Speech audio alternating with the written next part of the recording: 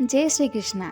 एक बार बलराम जी को अपने बल पर अत्यधिक अहंकार हो गया था। भगवान श्री कृष्ण ये बात भली भांति जानते थे। श्री कृष्ण ने बलराम जी के घमंड को तोड़ने के लिए एक योजना बनाई। इसके लिए उन्होंने हनुमान जी को याद किया। हनुमान जी अपने आराध्य के बात कैसे टाल सकते थे?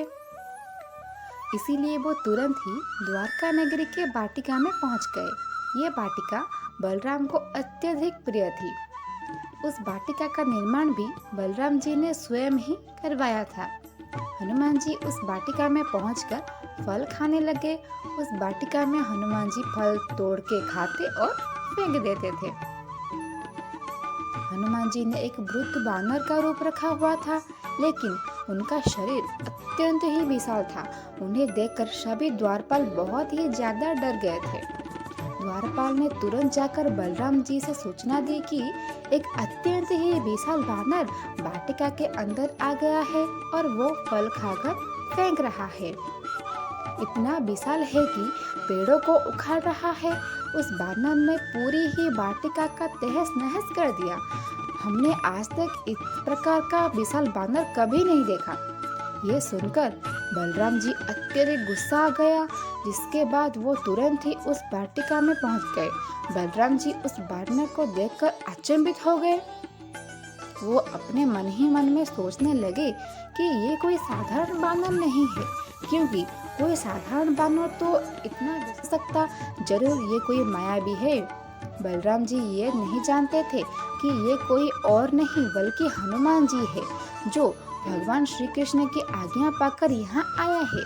बलराम जी ने देखा कि वो बानर किसी और में ध्यान नहीं दे रहा, सिर्फ फल खाने में व्यस्त है।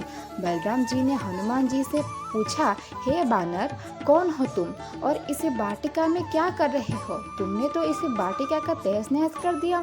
लेकिन हनुमान जी ने बलराम जी की बात सुनकर अनसुनी कर दिया।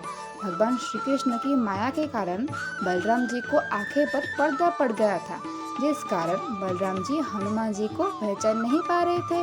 बलराम ने बार बार पूछने पर भी जब हनुमान कोई उत्तर नहीं दिए, तभी बलराम और हनुमान के बीच युद्ध शुरू हो गया।